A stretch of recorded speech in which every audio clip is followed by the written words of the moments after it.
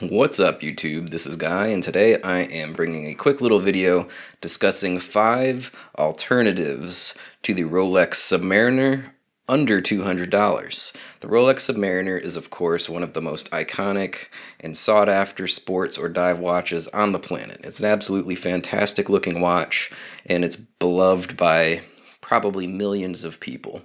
Unfortunately, very few of us are ever going to be able to afford a Rolex Submariner. Brand new, they're in excess of $7,000 to $8,000, and even on the second-hand market, they are still quite expensive, valuable wristwatches. However, for the rest of us, there are a lot of alternatives, and today I want to talk specifically about Rolex Submariner Alternatives under the $200 price point.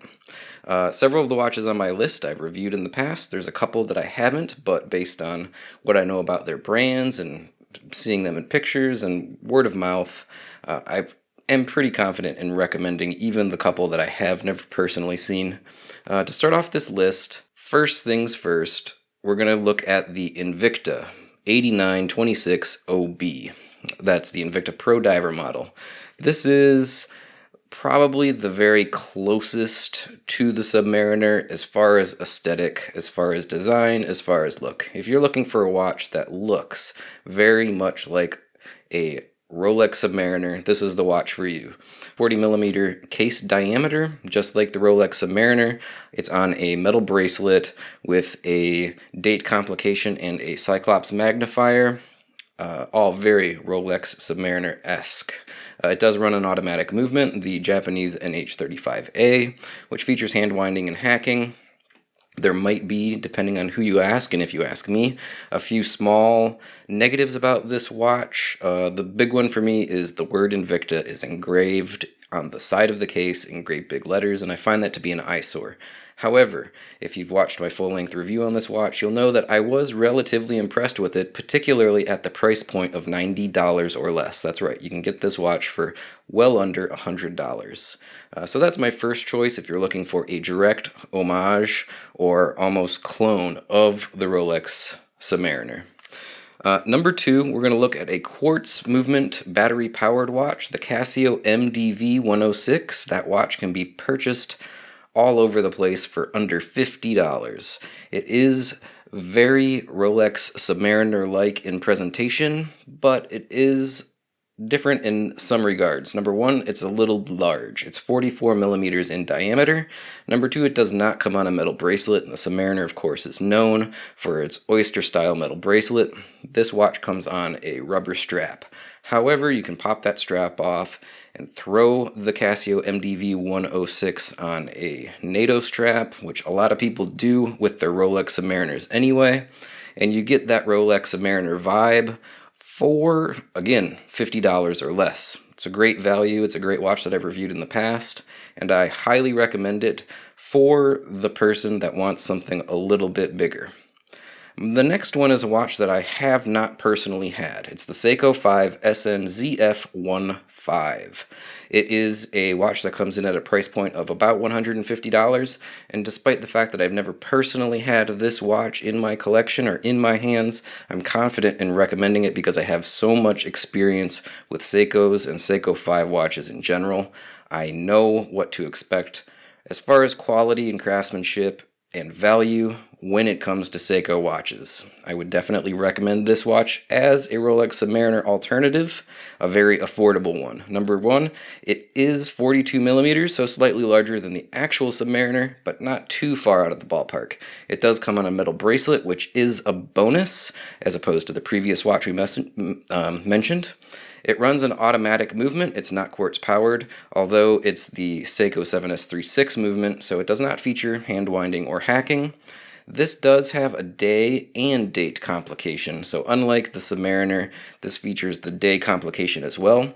So you're going to get a watch that is not a direct Submariner homage watch. It has its own DNA, it has its own personal flair, but it is similar in many regards, and I think it would be a very decent choice as an affordable alternative to the Rolex Submariner. The next one is another quartz powered movement. It's the Pulsar PH2, a watch that also comes in at a price point of about $50.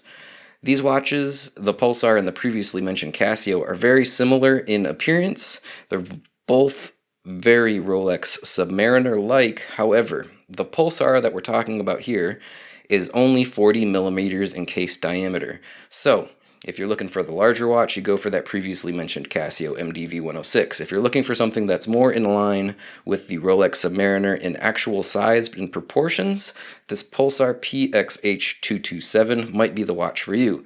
It is again a battery-powered quartz movement, and it does come on a rubber strap, just like that Casio.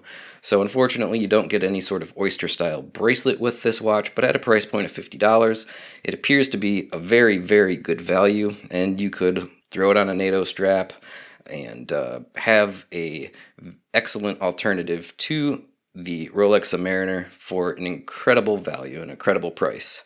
My last recommendation is a watch that I reviewed in the not-too-distant past, and this is probably the one that I would recommend if you asked me which of these 5 watches should I get. It's the Orient Ray 2. Of the lot of the 5 that we've discussed so far, I think that this is the best watch in the bunch. It's a little bit bigger than the Rolex Submariner. It is 41.5 millimeters. However, it does come on a very nice metal bracelet. It is an automatic movement running the F69 Orient movement, so it is hand winding and hacking.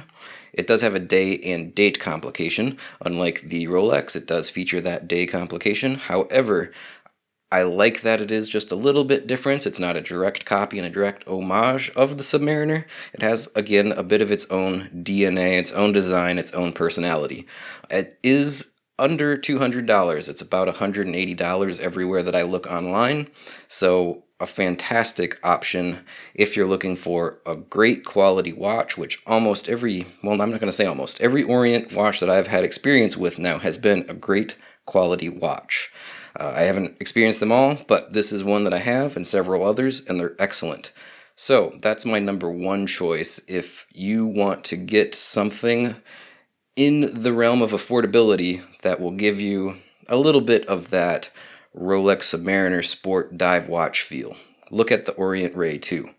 If you want to purchase any of these watches on this list, down in the notes section below this video, I will have links to all of these on Amazon. They're all, again, under $200, some of them significantly, and all are watches that I would recommend. Thanks for tuning in, guys. I appreciate it. I hope you enjoyed this video, and I will be back later on, maybe this week or early next week, with another watch review. Have a good one now. Bye.